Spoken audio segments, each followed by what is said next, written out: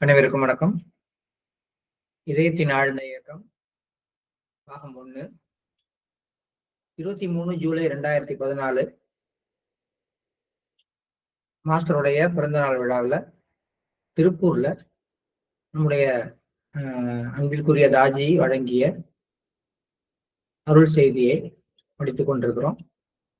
விசுவாசம் அப்படிங்கிற இந்த தலைப்புல அவர் நிறைய விஷயங்கள் சொல்றாரு. அதுல முக்கியமா ஏ மற்றும் பி புள்ளிகளை பத்தி நம்ம நேற்றுக்கு பார்த்தோம். இன்னைக்கு அதை தொடர்ந்து படிப்போம். நேற்றுக்கு ஏ புள்ளியை பத்தி நிறைய பேசணும். அதாவது மேலிருந்து உள்ளுக்குள்ளார டெபாசிட் ஆகி அது செயல்பாட்டுக்கு வர்ற விதத்துல நம்முடைய சம்ஸ்காரங்கள் உள்ளார என்ட்ராகிற புள்ளி சி, அது உணர்ச்சி பூர்வமாக எமோஷனலாக கனெக்ட் ஆகிற இடம் மிச்சம் இருக்கிறது பி. அதுலயும் மீறி இன்னும் நுட்பமா உணர்வாக மாறி இருக்கிற இடம் ஏ. இதை பத்தி நம்ம நேற்றுக்கு பேசணும். அப்ப ஏல எதையாவது ஒரு விஷயத்த நினைக்கும் பொழுது, தொடர்ச்சியாக நினைக்கும் பொழுது அந்த விஷயம் செயல்பாடாக மாறுறதுக்குரிய சூழ்நிலைகள் உருவாகும். அதுவே அவர்களுடைய விதியாக மாறும். இது நேத்தி பார்த்தோம். இப்ப பியை பத்தி பேசணும் அப்படின்னா, பிங்கிற புள்ளியானது நேரடியாக ஆன்மாவிற்கு முன்னாடி அமைஞ்சிருக்கு. அதனாலதானே நம்ம பி சுத்திகரிப்பு அடையும் பொழுது அதன் பின்னால் இருந்து ஆன்மா ஒளிர்கிறது அப்படின்னு நம்ம சொல்றோம். அப்ப பி புள்ளியில இருக்கக்கூடிய அழுக்குகள், அங்க வரக்கூடிய அந்த சம்ஸ்காரம், அங்க இருக்கக்கூடிய அந்த கடினத்தன்மைகள், அது என்ன பண்ணுது? ஆன்மாவிடமிருந்து எனர்ஜியை எடுத்துக்கிட்டு ஒவ்வொரு நாளும் மலர்கின்றது. இதுதான் பி புள்ளியினுடைய வேலை. அப்ப பி புள்ளி தான் நம்மளுடைய அன்றாட உணர்ச்சி பூர்வமான சிந்தனைகளை தூண்டுறதும், உணர்ச்சி பூர்வமா நம்மளை மாத்துறதும், செயல்பட வைக்கிறதும் எல்லாமே பி தான். அதனால ஏயையும் பியையும் மிகச் சரியான விதத்துல பயிற்சி மூலமாக கையாளும் பொழுது நமக்கு உடனடி மற்றும் நிரந்தர விளைவுகள் ஏற்படும் அப்படின்னும், ஏ மற்றும் பி ஆகிய புள்ளிகள் மீது கவனம் செலுத்தாத போது நம்முடைய ஆன்மீக முன்னேற்றத்திற்கு மாஸ்டர்கள் பொறுப்பேற்க மாட்டார்கள் அப்படிங்கிறதையும் நம்ம நேத்திக்கு படிச்சோம். இன்னைக்கு ஏ புள்ளியின் மீது தியானம் செய்வது எப்படி, பி புள்ளியை சுத்திகரிப்பு செய்யறது எப்படி, அந்த செய்முறை நுட்பம் பத்தி தாஜி சொல்றத நம்ம பார்க்க போறோம். இந்த படத்தை தான் நம்ம பார்த்துக்கணும். இதுல தெளிவாவே தெரியும். அதாவது ஏபிசி இந்த புள்ளிகளை எல்லாம் எப்படி ஐடென்டி பண்றது அப்படிங்கிறது. பாபுஜி அவர் காலத்துல கொடுத்த மெத்தட் இந்த லெப்ட் சைடு நிப்புள்ல இருந்து 2 விரற்கடை உள்பக்கமா அதுல இருந்து 3 விரற்கடை கீழ் நோக்கி வந்தோம்னா, லெப்ட் சைடு நிப்பிள் எடுத்துக்கிறோம். அங்கேருந்து 2 விரற்கடை உள் பக்கமா 3 விரற்கடை கீழே வந்தோம்னா அந்த இடம் ஏ. அதுக்கு கீழே 2 விரற்கடை வந்தோம்னா அந்த இடம் பி. இது பழைய முறை. இது ஆண்களுக்கு இந்த ஏ பி புள்ளிகளை அடையாளம் கண்டுபிடிக்கவும் பயன்படுத்தவும் வசதியா இருக்கும். பெண்களை பொறுத்த வரைக்கும் இந்த முறை சூட் ஆகாது அப்படின்னு ஒரு வெளிநாட்டை சேர்ந்த பெண்மணி கேட்டதுனால ராஜி இன்னொரு முறைய அறிமுகப்படுத்தினார். அந்த முறைதான் இப்ப இந்த படத்துல இருக்கு. நம்ம இங்கேருந்து இப்படி கையை வச்சுக்கிட்டே இப்படி வந்தோம்னா இந்த மேடு அப்படியே இறங்கி டக்குன்னு ஒரு இடத்துல பள்ளமா மாறும். அது நீங்க இங்கேருந்து வச்சுக்கிட்டே வந்தீங்கன்னா தான் தெரியும். அது எங்க பள்ளமா மாறுதோ அந்த இடத்துல கையை வச்சுக்கிறோம். அதுல இருந்து ஒரு விரக்கடை கீழே, இந்த கை வைக்கிற இடத்துல இருந்து ஒரு விரக்கடை கீழே வச்சு 4 விரக்கடை வெளிநோக்கி, அதாவது இடதுபுறம் நோக்கி வச்சோம்னா அந்த புள்ளி ஏ புள்ளி, பி புள்ளி. அந்த இடம் நேரடியாக அந்த பி புள்ளிக்கு அது வந்துருது. இதுக்கு நேரா மேல 2 விரக்கடை வந்தோம்னா ஏ, கீழே 2 விரக்கடை வந்தோம்னா சி. இந்த 3 புள்ளிகளை நம்ம 232 அப்படின்னும் 1422 அப்படின்னும் ஞாபகம் வச்சுக்கலாம். 232னா நிப்புள்ல இருந்து 2 விரக்கடை இப்படி, 3 விரல் இப்படி கீழே, இது ஏ. அதுக்கப்புறம் 2 விரல் கீழே பி. சரியா பார்த்தோம்னா இந்த இடம். இதே இடம் நெஞ்சுக்குழியிலிருந்து இந்த நெஞ்சுக்குழி இந்த இடம் அப்படி வந்துட்டு இதுல இருந்து ஒரு விரக்கடை கீழே வந்து 4 விரக்கடை இப்படி வச்சோம்னாலும் வந்துடும். ஸோ இந்த இடம் பி அப்படிங்கிறதுல ஒரு கிளாரிட்டி வந்துருச்சு. அதுல இருந்து 2 விரற்கடை மேல வந்தோம்னா ஏ, 2 விரற்கடை கீழே வந்தோம்னா சி. இந்த படத்தை நம்ம பார்த்தோம்னா இது தெரியும். அப்புறம் சியில இருந்து இந்த பக்கமா நம்ம திரும்பி வர்றது அதெல்லாம் பத்தி சொல்றாரு. ஸோ நமக்கு இப்போதைக்கு தேவை வந்து இப்போதைய தேவை நமக்கு வந்து இந்த ஏபிசி. சியை கூட நம்ம ஐடென்டி பண்ண வேண்டிய அவசியம் கிடையாது. ஏன்னா சி மேல நம்ம தியானம் பண்றது கிடையாது. நம்ம கவனிச்சு நம்மளுடைய கவனத்தை நிலைநிறுத்த வேண்டிய 2 புள்ளிகள் பி மற்றும் ஏ. இந்த 1-4 அப்படிங்கிற விஷயத்து மூலமா பியை நேரடியா அணுகலாம், அல்லது 2-3-2 அப்படிங்கிற நம்பர்ஸ் வச்சுக்கிட்டு பண்ணி இதை அணுகலாம். இது ஏன் இந்த 2 விரக்கடைங்கிறத கரெக்டா ஒரு சென்டிமீட்டரா சொல்லிடலாமா அப்படின்னா சொல்ல முடியாது. இந்த எல்லா அளவுகளும் அவங்களுடைய விரல் அளவுகளாகத்தான் இருக்கணும் அப்படிங்கிறத பாபுஜி குறிப்பிடுறார். இப்ப வந்து உங்களுக்கு வந்து என்னுடைய விரலால அளந்து சொன்னோம்னா அது வந்து அக்யூரேட் பாயிண்டாக இருக்காது. ஒவ்வொருத்தருடைய விரல் மெலிசா இருக்கும், சில பேருக்கு விரல் கட்டையா மொத்தமா இருக்கும். அவங்க விரலால 2 விரற்கடை 3 விரற்கடை 2 விரற்கடைன்னு அளக்கும் பொழுதுதான் அது சரியான இடத்தை காட்டும். ஸோ அது மேல வந்து கொஞ்சம் அப்படி இப்படி நகர்ந்தா கூட அந்த இடத்துக்கு கவனத்தை கொண்டு போய் நாம அங்க நம்மளுடைய உணர்ச்சியை நம்மளுடைய கவனத்தை குவிக்கும் பொழுது நாமவே அங்க பி புள்ளி இருப்பதை உணர்ந்து கொள்ள முடியும். அதுக்கு நமக்கு கொஞ்சம் பயிற்சி தேவை. தியானம் அப்படிங்கிறது இதயத்தில் தியானம் அப்படிங்கிற மாதிரி ஒரு எண்ணத்தை கவனிக்கிற விஷயம் கிடையாது. ஏயும் பியும் ஒரு குறிப்பிட்ட புள்ளி மேல கான்சென்ட்ரேட்டடா கவனம் செலுத்துற விஷயம். இது நமக்கு முதல்ல புரியணும். ஏன்னா வேற எங்கேயும் நம்ம புள்ளிகள் மேல தியானம் செய்ய சொல்லி வேற எங்கேயுமே நமக்கு அறிவுறுத்தப்படவில்லை. ஏ புள்ளி மேல, அதாவது வந்து முதல் புள்ளி மேல தியானம் பண்ணுங்க, முதல் புள்ளியை கரெக்டா பாயிண்ட் அவுட் பண்ணி அது மேல மெடிடேட் பண்ணுங்க, 2வது புள்ளி மேல மெடிடேட் பண்ணுங்க அப்படிலாம் வந்து ஒரு பயிற்சி முறையானது இன்னும் கீழே இறங்கி வரல. ஏன் வரலன்னா அது மாதிரி சக்கரங்கள் மேல தியானம் பண்றதுக்கு ஒரு பேலன்ஸ் வேணும். ஆனா அதே நேரத்துல முதல் நாள்ல இருந்தே ஒரு அபியாசிக்கு இந்த 2 புள்ளிகளை அடையாளம் கண்டுபிடிக்கவும் அது மேல கரெக்டா கவனத்தை வச்சு தியானம் பண்ணவும் அறிவுறுத்தப்படுகிறது. பல விதங்கள்ல இந்த ஏபி அப்படிங்கிற விஷயம் நம்ம பயிற்சி முறையில ஒரு யூனிக்கான ஒரு விஷயமாக இருக்கிறத நம்ம பார்க்கணும். அது என்னன்னு நேத்திக்கே நம்ம சொன்னோம். ஒண்ணு வந்து இந்த புள்ளிகள் இது வந்து நிரந்தரமான பலனை கொடுக்கிற புள்ளிகள். அடுத்தது உடனடியாக பலனை கொடுக்கிற புள்ளிகள். அடுத்தது இந்த புள்ளிகள்ல தியானம் பண்ணுனா சுத்திகரிப்பு பண்ணாதான் உங்களை வந்து உங்களுடைய ஆன்மீக வளர்ச்சிக்கு நாங்கள் பொறுப்பாக முடியும்னு மாஸ்டர்கள் சொல்றது.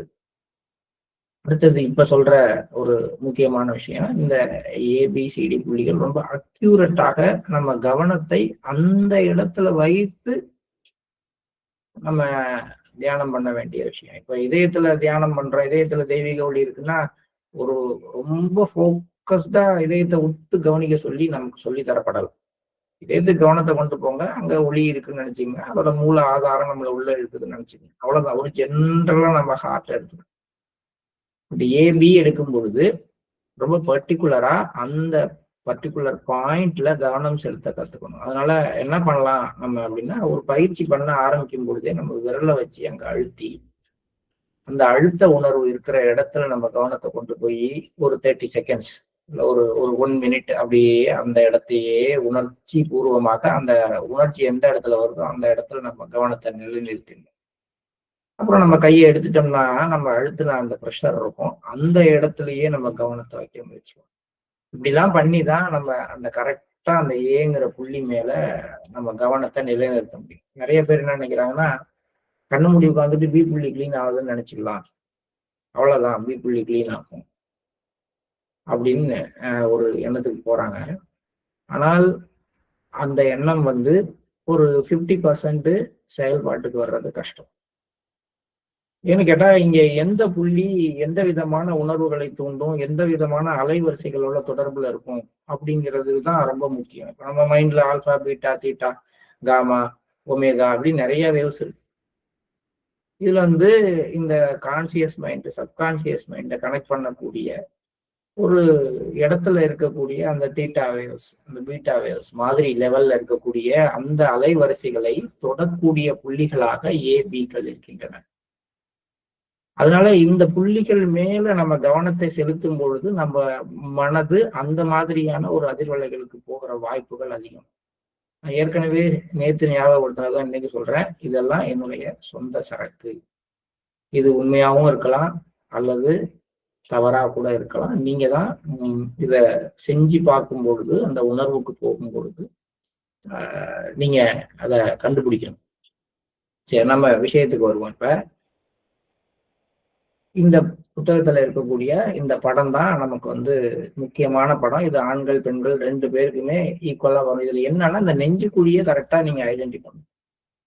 இந்த நிப்பிள் மாதிரி இந்த நெஞ்சுக்குழியை கரெக்டா ஐடென்டி பண்ண முடியாது பல பேரால. அதுக்கு தான் நான் சொல்றேன், இங்க இருந்து கை வச்சு இப்படி வந்து எந்த இடத்துல முதல்ல அப்படி மேடுல இருந்து பள்ளம் இறங்குதோ அந்த இடத்துல கை வச்சுக்கோங்க.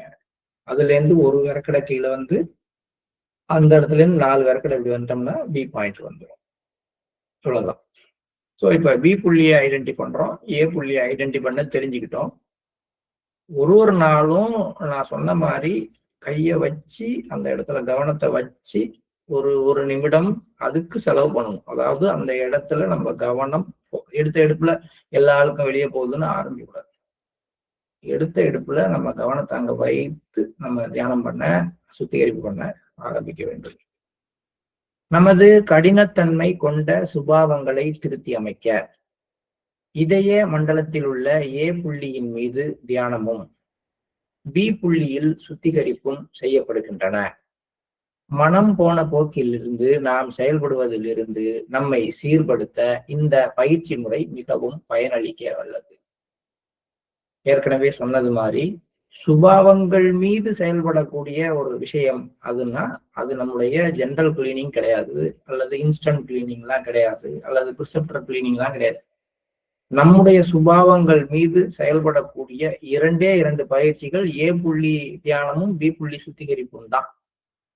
அப்படி இல்லைன்னா நம்ம சுபாவங்கள்லாம் மாஸ்டரால நம்முடைய சத்சங்கங்கள் மூலமாக எப்பவோ மாற்றப்பட்டிருக்கும். அது சாத்தியம் இல்லை. நம் சுபாவங்களை மாற்றிக்கொள்வதற்கான வல்லமை நமக்குத்தான் இருக்கிறது. அதனால வந்து இதை நம்ம சரியாக புரிந்து கொண்டு இந்த வரிகளை திருப்பி திருப்பி ஞாபகப்படுத்தினோம்னாலே ஏ புள்ளி பி புள்ளியினுடைய முக்கியத்துவம் நமக்கு தெரியும். கடினத்தன்மை கொண்ட சுபாவங்களை திருத்தி அமைக்க, நீக்கன்னு சொல்லல, நல்லா பார்க்கணும். நம்முடைய பேசிக் டெண்டன்சிஸ் அதை வந்து திருத்தி அமைக்கிறது. ஏன்னா பாபுஜி வந்து சுத்திகரிப்பை பத்தி சொல்லும் பொழுது இந்த டெண்டன்சிஸ் பத்தி சொல்லுவார். அதாவது வந்து ஒரு சுத்திகரிப்பை நான் வந்து பண்ணிட்டேன் அப்படின்னா கூட எல்லா அழுக்கும் நீங்கிடும். ஆனால் ஒரு எப்படி வந்து ஒரு நதி வறண்டு போனாலும் அந்த நதி ஏற்படுத்தின பள்ளம் அந்த பூமியில இருக்கு. திரும்பி மழை பெய்யும் பொழுது எல்லா தண்ணியும் அந்த பள்ளத்துக்கு வந்து அந்த வாய்க்கால் வழியாக அந்த நதியின் போக்குல ஓட ஆரம்பிக்குதோ, அது போல சுபாவங்கள் மேல இருக்கக்கூடிய எல்லா அழுக்குகளையும் நான் நீக்கிட்டாலும் சூழ்நிலைகள் வரும் பொழுது மீண்டும் அங்க இருக்கிற சுபாவங்கள் வழியாக அந்த விஷயங்கள் எல்லாம் ஒன்று திரண்டு திரும்பி அந்த கரண்ட் கிரியேட் ஆக ஆரம்பிக்குது அப்படிங்கிறத பாபுஜி சொல்லியிருக்காரு. இப்ப நம்ம அவங்களுடைய சுத்திகரிப்பு வந்து நம்ம தூய்மைப்படுத்தினா கூட மீண்டும் சூழ்நிலைகள் மாறும் பொழுது நம் சுபாவங்களின் போக்கில் தான் நாம் செயல்பட ஆரம்பிப்போம். ஆனால் ஏ பி இவை 2ம் கையாளப்படும் பொழுது சுபாவங்கள் திருத்தி அமைக்கப்படுகின்றன. டெண்டன்சி மேல ஒர்க் பண்ணக்கூடிய ஒரு பிராக்டிஸ் இருக்கு அப்படின்னா ஏ அண்ட் பி. ஏ மற்றும் பி புள்ளிகளை கண்டுபிடிப்பது எப்படி? சரியாக அளவிடுவதன் மூலமாக இதனை கண்டுபிடிக்கலாம் என அவர் கூறுகிறார். இதயம் நமது உடலின் இடப்புறம் இடது நுரையீரலின் கீழ்ப்பகுதிக்கு அருகில் அமைந்துள்ளது. இடது முளைக்காம்பிலிருந்து 2 விரல் அளவு வலப்புறம் அளந்து அதிலிருந்து 3 விரல் கடை நேர் கீழே இருக்கிற புள்ளிதான் ஏ. அதிலிருந்து நேர் கீழே 2 விரற்கடையில் அமைவது பி புள்ளி ஆகும். அளவீட்டிற்கு அவரவர்களின் கை விரல்களையே உபயோகிக்க வேண்டும். ஏ புள்ளியின் மீது தியானம் செய்வது எப்படி? நமது கடினத்தன்மை கொண்ட சுபாவங்களை திருத்தி அமைக்க இதய மண்டலத்தின் ஏ புள்ளியானது தியானத்திற்காக பயன்படுத்தப்படுகிறது. மனம் போன போக்கில் நாம் செயல்படுவதிலிருந்து நம்மை சீர்படுத்த இந்த பயிற்சி முறை பயனளிக்க வல்லது. மேலும் உலகளாவிய சகோதரத்துவத்தை ஊக்குவிக்கவும் அதனால் அனைவருக்கும் இடையே ஒற்றுமை ஓங்கவும் இது மிகவும் பயனுள்ளதாக இருக்கின்றது. இது நமக்கே தெரியும். ஆனா இது மாஸ்டர் இன்னும் கூட ஓப்பனா நிறைய விஷயங்கள் சொல்லல அப்படின்னா அது நம்மளாக செய்து பார்த்து புரிந்து கொள்ள வேண்டும் அப்படிங்கிற விதத்துலதான் அது இருக்கு. இப்ப இந்த ஒரு ஏ புள்ளியில பண்ணக்கூடிய அந்த தியானமானது ஒரு இடத்துல மாஸ்டர் சொல்லியிருக்கிறாரு, இந்த சுபாவங்களை திருத்தி அமைத்துக் கொள்ள பயன்படுகிறதுங்கிறது general for A and B. பர்டிகுலரா ஏ புள்ளி நம்ம கிட்ட நிறைய உலகாயத பிரச்சனைகள் இருந்து விடுபடக்கூடிய சூழ்நிலைகளுக்கு நமக்கு கொண்டு செல்லும். இப்ப ஒரு சில இடத்துல ஜாதகம் பார்க்க போறப்ப எல்லாம் சொல்லுவாங்க, அதாவது இப்ப உங்களுடைய கிரக நிலைகள் சரியில்லை, நீங்க பேசாம இருந்தாலும் உங்களை சுத்தி இருக்கிறவங்க உங்களை தொந்தரவு பண்ணி உங்களை சிக்கல்ல மாட்டி விடுவாங்க அப்படின்னு. இப்ப நான் சாதாரணமாக நான் ஒரு ஆன்மீகவாதியாக இருக்கிறப்ப இதுக்கான சாத்தியக்கூறுகள், அதாவது ஆன்மீக பயிற்சி செய்யற ஒரு சாதாரண ஆளாக மாஸ்டரோட ஒரு ஒரு துணையோட நான் பயிற்சி செய்யும் பொழுது இதுக்கான சாத்தியக்கூறுகள் அதிகம்தான். ஏன்னா நான் தூய்மையாகலாம், நான் மென்மையாகலாம், நான் அமைதியா இருக்கலாம். என்ன வேணும்னே வம்பிழுக்கிறவங்களுடைய சூழ்நிலையை என்ன பண்ண முடியும்? இப்ப அந்த மாதிரி நேரங்கள் தான் நம்ம சுபாவங்கள் மீண்டும் வெளிப்படுற நேரம். ஏ புள்ளி தியானம் அந்த சூழ்நிலைகள் வருவதையே தவிர்க்கக்கூடிய ஒன்றாக இருக்கிறது. சரி, அதோடு கூடவே நம்ம அதன் மூலமாக இந்த யுனிவர்சல் பிரதர்ஹுடும் டெவலப் ஆகுது அப்படின்னு சொல்றாரு. இந்த உலகில் உள்ள அனைத்து பெண்களும் ஆண்களும் உங்கள் சகோதர சகோதரிகள் என்று எண்ணிக்கொண்டு உங்கள் கவனத்தை ஏ புள்ளியின் மீது நிலைநிறுத்தவும். இந்த விஷயத்துல நம்ம ஒரு பாதி மட்டும் தான் சொல்றோம், இன்னொரு பாதியை விட்டுறோம். பாருங்களேன், வார்த்தை அவரு தெளிவாதான் சொல்றாரு. உலகில் உள்ள எல்லா பெண்களும் என்னுடைய சகோதரிகள், எல்லா ஆண்களும் என்னுடைய சகோதரர்கள் என்று எண்ணிக்கொள்ளுங்கள். அதோட நம்ம நிறுத்திக்கிறோம். அடுத்த வரி ரொம்ப முக்கியம். உங்கள் கவனத்தை ஏ புள்ளியின் மீது நிலைநிறுத்துங்கள். நம்ம அதை செய்யறோமா?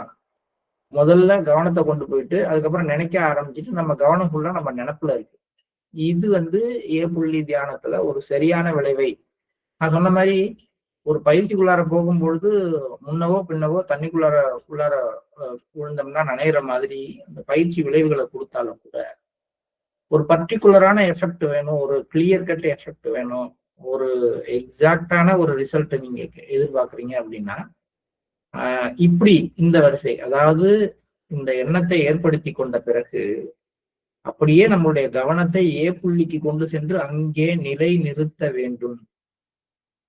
இதயத்துல தியானம் பண்ணும்போது இதயத்தில் நிலை நிறுத்துங்கள்னா சொல்லவே இல்லை நம்ம. அதனாலதான் நான் அதை கம்பேர் பண்ணி சொல்றேன். இந்த மெடிடேஷன் கம்ப்ளீட்டா டிஃப்ரெண்ட். ஏ புள்ளியின் மீது நிலை நிறுத்த வேண்டும். இதுவே நிதர்சனம், இதுவே உண்மை என்ற நம்பிக்கையோடு ஏ புள்ளியின் மீது தியானம் செய்யவும். இதுதான் யதார்த்தமான நிதர்சனமான உண்மைங்கிற நம்பிக்கை நமக்குள்ளார வரணும். பிலீவிங் அப்படிங்கிற இந்த இடத்துல நான் நம்பணும், இந்த உலகத்துல உள்ள எல்லாரும் என்னுடைய சகோதர சகோதரிகள்ங்கிற அந்த விஷயம்தான் நிதர்சனமான உண்மைங்கிற ஒரு நம்பிக்கை எனக்குள்ளார அந்த நேரத்துல இருக்கணும். இது அடுத்த கட்டமா இந்த உணர்வாக இது பரிணமிக்கும். இப்படி ஒரு எண்ணம், அதுக்கப்புறம் அந்த ஏ புள்ளி மீது கவனம், அப்ப இந்த நம்பிக்கை மூணாவதாக, இது எல்லாம் சேரும் பொழுதுதான் ஏ புள்ளி சரியான முறையில் பயன்படுத்தப்படுகிறது. சிறிதே என்றாலும் இந்த பயிற்சி மிகவும் பலனளிக்க வல்லது. இதனை மனப்பூர்வமாக செய்தால் உடனடியாக பலனை காணலாம். மேலும் இந்த பலன் நிரந்தரமானது. இந்த தியானத்தை இரவு படுக்க போகும் முன் 10 நிமிடங்களுக்கு மிகாமல் செய்ய வேண்டும். சகோதரி அபியாசிகள் இதை சிறிதே மாறுபட்டு செய்ய வேண்டும். தெய்வீக பரிசுகள் அனைத்தும் உங்களுக்கு கிடைக்கின்றன. உலகில் உள்ள ஆண்கள் பெண்கள் அனைவரும் தங்களை சகோதர சகோதரிகளாக எண்ணுகிறார்கள். உங்கள் எண்ணமும் அவர்களின் எண்ணத்தோடு ஒத்திருக்கின்றது என்ற எண்ணத்துடன் செய்ய வேண்டும். இந்த பயிற்சி முறையை இரவு உறங்குவதற்கு முன் 10 நிமிடங்களுக்கு மிகாமல் செய்ய வேண்டும். இங்கேயும் ஒரு முக்கியமான ஒரு சின்ன ஒரு மாறுபாடு, 2 விஷயம். தெய்வீக பரிசுகள் அனைத்தும் உங்களுக்கு கிடைத்திருக்கின்றன. எல்லாமே மாஸ்டர் கொடுத்திருக்கிறாரு. எல்லா டிவைன் கிஃப்ட்ஸும் எனக்கு கிடைச்சிருக்கு அப்படிங்கிற ஒரு ஃபீலையும் கிரியேட் பண்ணிக்கோங்க. ஏன்னா நான் ஏற்கனவே சொன்ன மாதிரி பெண்களும் நிலமும் ஒன்று. 2க்கும் இருக்கிற முக்கியமான விஷயம் பொசசிவ்னஸ். பூமி தன்னை சுத்தி இருக்கிற எந்த ஒரு பொருளையும் யாரும் எடுத்துக்க கூடாது. என்னங்க அப்படி சொல்றீங்க? பூமியில எது போட்டாலும் நான் போய் எடுத்துக்கிறேன் ஒன்னும் சொல்றேன்னு. கொஞ்சம் வெளியில போய் நின்று பாருங்க. புவியீர்ப்பு விசையை தாண்டி எந்த பொருளையும் போறதா அது அவ்வளவு சீக்கிரம் அனுமதிக்க. எவ்வளவு மேல பூமியை விட்டு கிளம்புனாலும் அதை இழுத்து பிடிச்சு தன்னோட வச்சுக்கலாம். பெண்களும் அது போலவே பொசசிவ்னஸ் சொல்லுவாங்க. அவங்க என்னதான் இருந்தாலும் தன்னுடைய உடைமை, தன்னுடைய கணவர், தன்னுடைய குழந்தைகள் அதை இழுத்து பிடிச்சி தன்னோடையே வைத்துக் கொள்வதற்கு, எந்த நேரமும் தன்னுடைய கண்ட்ரோல்ல வைத்துக் கொள்வதற்கு, கட்டுப்பாட்டில் வைத்துக் கொள்வதற்கு முயற்சி பண்ற தன்மை 2க்கும் இருக்கும். இது அடிப்படை தான். இது நம்ம நிறைய முறை நம்ம முன்னாடியுமே பேசிக்கோம். அப்ப இந்த ஒரு தன்மையில இருந்து ஒரு அளவுக்கு ஒரு தளர்ந்த நிலை வரணும் அப்படின்னா அதுக்கு எல்லாமே எனக்கு கிடைச்சிருக்கு அப்படிங்கிறதோட எல்லாரும் என்ன சமமா இருக்கிறாங்க, எல்லாருமே ஈக்குவல், நான் அவங்களோட ஒரு பேரலா டிராவல் பண்றேன் அப்படின்னு ஒரு எண்ணத்துக்கு வரும் பொழுதுதான் தன்னை தனிமைப்படுத்தி எண்ணுகின்ற அந்த எண்ணத்திலிருந்து அவங்க வெளில வருவாங்க. இது ரொம்பவும் இந்த வார்த்தைகளுக்கு பின்னாடியும் ஒரு உளவியல் ரீதியான காரணமும் இருக்கிறதாக எனக்கு தோணுது. ஆக இந்த 2 மெத்தடும் நம்ம எல்லாருமே படிச்ச விஷயம்தான். இங்க நான் சொல்ல வர்றது என்ன அப்படின்னு கேட்டா, நம்ம படிச்சோம், நம்ம செய்யறோம், ஆனா பர்டிகுலரா என்கின்ற புள்ளியின் மீது நாம் கவனம் செலுத்தவில்லை. ரொம்ப கான்சென்ட்ரேட்டடா, ரொம்ப போக்கஸ்டா செய்ய வேண்டிய மெடிடேஷன். அதனாலதான் நிறைய நேரம் சொல்லல. ஏன்னா ரொம்ப நேரம் நம்மளால கான்சென்ட்ரேட் பண்ண முடியாது. அப்ப போக்கஸ்டா கான்சென்ட்ரேட்டடா புள்ளி மேல நம்மளுடைய கவனத்தை நிலைநிறுத்தி இதை செய்ய பழக வேண்டும். பெண்கள் எப்படி செய்யணும், ஆண்கள் எப்படி செய்யணுங்கிறதெல்லாம் நமக்கு புத்தகங்கள்ல கொடுக்கப்பட்டிருக்கு. அதை நம்ம திரும்பி திரும்பி படிச்சுட்டு செய்யணும். இப்ப நான் சொன்ன மாதிரி எத்தனை முறை படிச்சிருந்தாலும் கூட உங்கள் கவனத்தை புள்ளியின் மீது நிலைநிறுத்தவும் அப்படிங்கிற வார்த்தை நம்மளுக்கு உணர்த்தப்பட்டதா, உள்ளார அழுத்தமா புரிஞ்சுதா அப்படின்னா சில பேருக்கு தான் அது புரிஞ்சிருக்கும். சில பேர் புள்ளிய தொடர்ந்து கவனிக்கிறது போதும், அந்த எண்ணத்துக்கு முக்கியத்துவம் தேவையில்லை அப்படின்னு நினைக்கிறோம். சோ இது 2ம் பர்ஃபெக்ட் பேலன்ஸா அங்க வரும்பொழுது புள்ளி தியானம் சித்திக்கிறது. இப்ப பி புள்ளி மீது சுத்திகரிப்பு. தங்கள் கவனத்தை பி புள்ளியில் நிலைநிறுத்தி உங்களிடம் உள்ள அனைத்து மாசுகளும் கடினத்தன்மைகளும் பி புள்ளி வாயிலாக உடலின் முன்புறமாக வெளியேறுவதாக கற்பனை செய்யவும். இந்த தமிழ் டிரான்ஸ்லேஷன் மிக தவறு. இந்த டிரான்ஸ்லேஷனை படிக்கும் பொழுது அல்லது நாம புரிந்து கொண்ட விதத்துல ஒரு 50% ஆஃப் பீப்புள் என்ன நினைக்கிறாங்க, நான் பேசின வரைக்கும், நான் பழகிற அபியாசிகள்கிட்ட கேட்கிற வரைக்கும் என்ன நினைக்கிறாங்க அப்படின்னா, மாலை நேர சுத்திகரிப்புல நம்ம அமைப்பில் உள்ள அனைத்தும் முதுகுப்புறம் வழியாக வெளியேறுகிறது. முதுகு ஒரு வாசல் மாதிரி நம்ம அமைப்புல இருக்கிற எல்லா அழுக்குகளும், சிக்கல்களும், கடினத்தன்மைகளும் புகையாக மாறி முதுகுப்புறமா வெளியேறுது. சில விஷயங்கள் ஆவியாக, அது அதனுடைய தன்மையை பொறுத்தது தானே. இப்ப புகை ஆவின்னு எதை சொல்றோம் அப்படின்னா, அது சரி, நம்ம அந்த கிளீனிங்க்கு போகும்பொழுது அதை பத்தி பேசுவோம். இப்ப இந்த இடத்துல நம்ம யோசனை எப்படி இருக்குன்னு கேட்டா, நம்ம டோட்டல் சிஸ்டத்துல இருக்கிற எல்லா அழுக்குகளும், சிக்கல்களும் முதுகுப்புறம் வழியாக வெளியேறுது மாலை நேர சுத்திகரிப்பு. அதே காலையில பி புள்ளி வழியாக செய்யும் பொழுது அமைப்புல இருக்கிற ஒட்டுமொத்த கடினத்தன்மைகளும் மாசுகளும் பி புள்ளி வழியாக முன்புறமாக வெளியேறுதுன்னு நம்ம நினைக்கிறோம். இந்த தவறு இந்த மாதிரியான டிரான்ஸ்லேஷன்ல தான் வருகிறது. இது சரியான இடம் கிடையாது. ஏன் இப்ப நான் வந்து 2 கேள்விகளுக்கு இதுல பதில் சொல்லி ஆகும். யாருமே கேள்வி கேட்கறது சகஜமா இருக்கிறதுல ரொம்ப குறைவு. நான் நிறைய கேட்டிருக்கேன். என்ன கேட்டிருக்கேன்னா, நான் வந்து நைட்டு ஃபுல்லா தியானம் பண்ணிட்டு, புள்ளியில மெடிடேஷன் பண்ணிட்டு, மாலையில சுத்திகரிப்பு பண்ணிட்டு, அதுக்கப்புறம் 9 மணிக்கு பிரார்த்தனை பண்ணிட்டு, புள்ளியில மெடிடேஷன் பண்ணிட்டு தூங்கும் பொழுது காலையில எப்படி என்கிட்ட அழுக்கு இருக்கும்? நான் எதுக்கு பி புள்ளி வழியாக எல்லாத்தையும் வெளில தள்ளணும்? இது முதல் கேள்வி.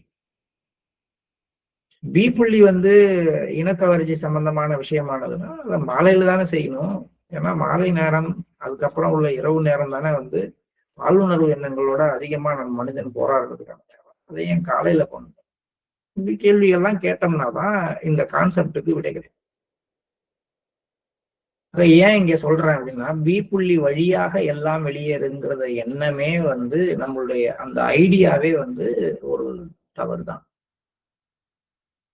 பி புள்ளி வந்து ஒரு கேட் வால்வ் மாதிரி. ஒரு வால்வ்ல வந்து தண்ணி வருது அப்படின்னா அது உள்ள அனுப்பும், ஆனா வெளில தள்ளாது. அல்லது வெளியில அனுப்புற மாதிரி அந்த வால்வை செட் பண்ணீங்கன்னா உள்ள இருக்க தண்ணி எல்லாம் வெளில போகும், ஆனா வெளியில இருக்கிறதும் இல்லை.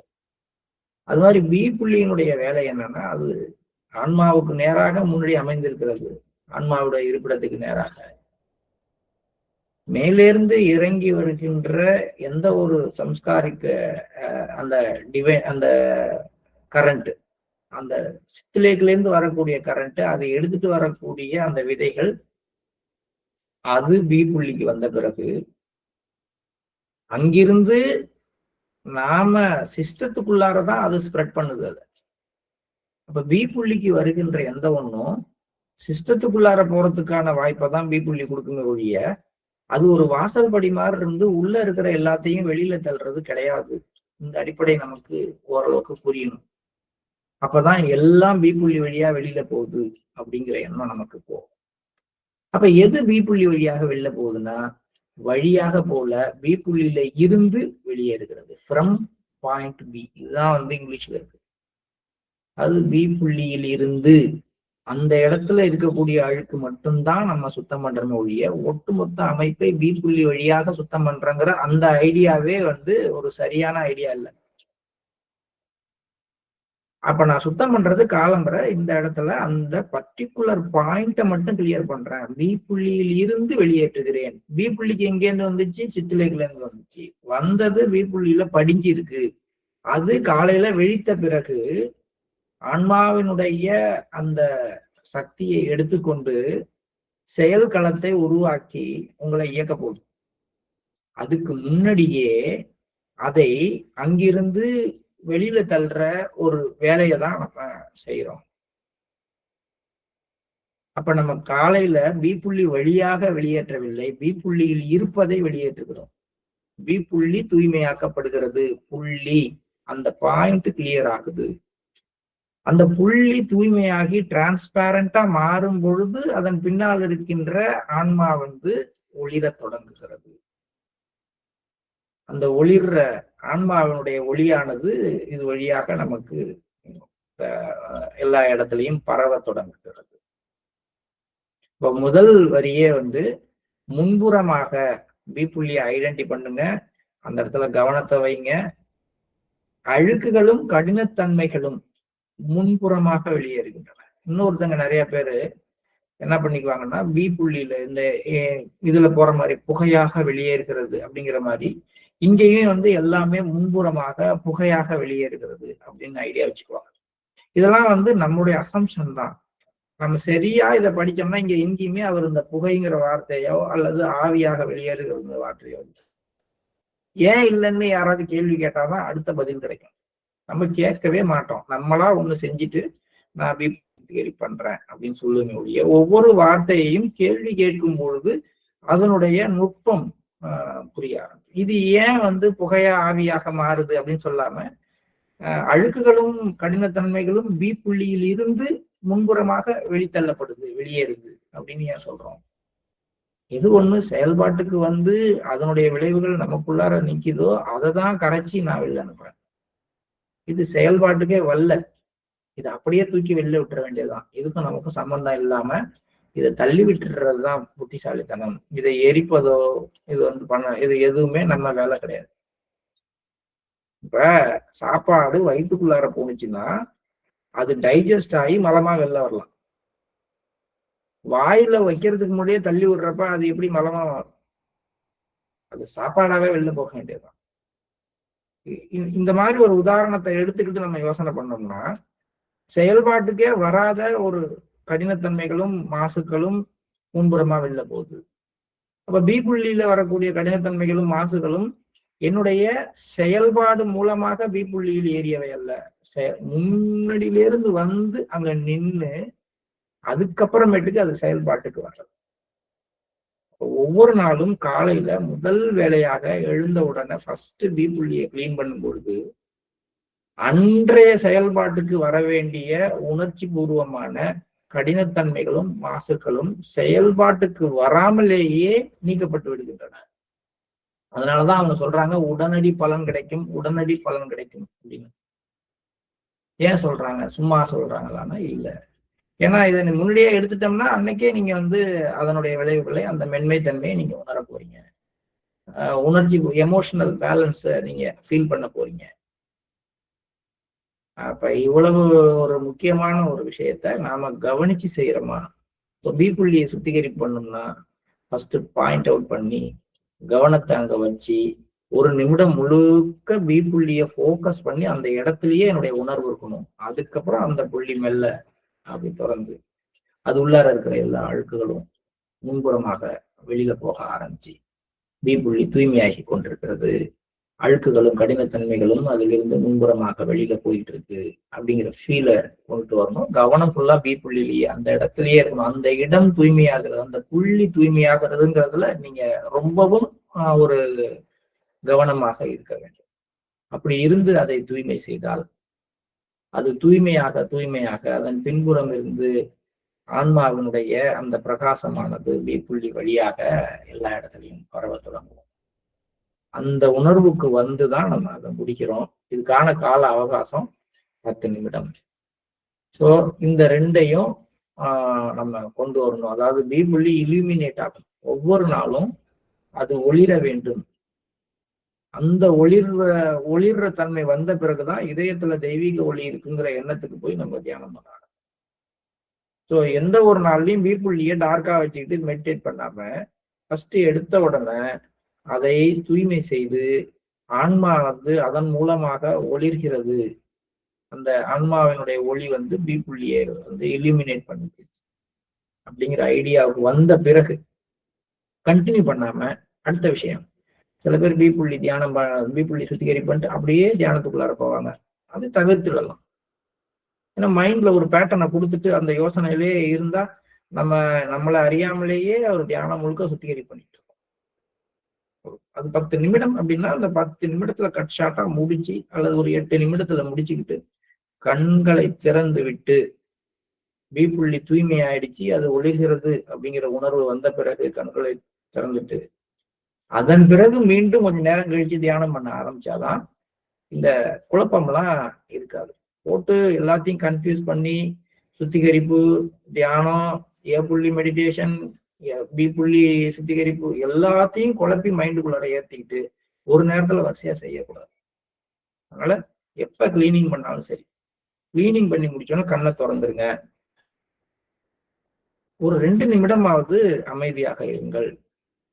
அதன் பிறகு புதிதாக தியானம் செய்கிற அந்த ப்ராசஸ ஆரம்பிங்க. இதுதான் என்னை பொறுத்த வரைக்கும் சரியானது. எப்பயோ 1 or 2 டைம்ஸ் இது தவறுறதை பத்தி இல்லை. ஆனால் சரியானதும் முறையானதுமான வழிமுறை என்ன அப்படின்னா முடிச்சுட்டு அதை அந்த செக்மெண்ட்டை மனசுக்கு ஒதுக்கிட்டு அடுத்த விஷயத்துக்கு நம்ம போறதுதான் சரியாக இருக்கும். இந்த பயிற்சி முறையை காலை தியானம் செய்யும் முன்பாக செய்ய வேண்டும். ஆனால் ஒருபோதும் 10 நிமிடங்களுக்கு மேல் செய்யக்கூடாது. இதை பற்றிய விவரத்தை பாபுஜியின் ராஜயோகத்தின் செயல்திறன் என்ற மூல நூலிலும் பிரிசெப்டர் கையேடு பாகம் 2 காணலாம். இன்று தொடங்கும் இந்த விழா நம் அனைவருக்கும் வேறு வேறு விதமான புரிந்து கொள்ளுதலை அளிக்கும். 2012, 13, 14 வருடங்களில் மாஸ்டரின் உடல் நலமின்மையை கவனித்து வருகிறோம். அதனால் விழா கொண்டாடுவது மிக கடினமான ஒன்று. இருப்பினும் நாம் இங்கு இந்த பண்டாராவில் கூடியிருக்கிறோம். சகோதர சகோதரிகளே, நமது மாஸ்டரின் உடல் நலத்திற்காக பிரார்த்தனையை சமர்ப்பித்து இங்கு நம் அனைவரது இதயங்களையும் நாம் ஒன்றிணைக்கிறோம். மேலும் இது முதற்கொண்டு எதிர்காலமானது நம் அனைவருக்கும் இதே போன்று இருக்காது என மாஸ்டருக்கு உறுதிமொழி அளிப்போம். எதிர்காலம் இது மாதிரியே ரொம்ப டல்லாவோ இன்னும் வளர்ச்சி குறைவானதாகவோ இருக்காது. ஏன்னா இதெல்லாம் செய்து கொண்டு நாங்கள் மிக விரைவாக முன்னேற போகிறோங்கிற உறுதிமொழியை நம்ம மாஸ்டருக்கு கொடுப்போம்னு சொல்றாரு. அவரது மிக உயரிய எதிர்பார்ப்பிற்கேற்ப நாம் நம்மை மாற்றிக்கொள்வோம். அந்த மாற்றிக்கொள்வதற்கான சாவிகள் ஏயிலும் பியிலும் இருக்கின்றன. அதனால மீண்டும் மீண்டும் இதை படிங்க. இப்ப நான் சொன்னதுல உங்களுக்கு சந்தேகங்கள் இருக்கிற பட்சத்துல வாய்ஸ்ரியல் குரூப்ல நீங்க அந்த சந்தேகத்தையே போஸ்ட் பண்ணுங்க தைரியமா. நிறைய பேருக்கு கேள்விகள் இருக்கு, ஆனா அதை போஸ்ட் பண்றதுக்கு தயக்கம் இருக்கு. தைரியமா போடுங்க. உங்களுடைய சொந்த கருத்துக்கள் பேசுறதுக்கான களம் அது. அதுல போடுங்க. நம்ம நிறைய விஷயங்கள் அதை பத்தி பேசலாம். இப்ப நம்ம காலை நேர தியானத்திற்கு சொல்லுவோம்.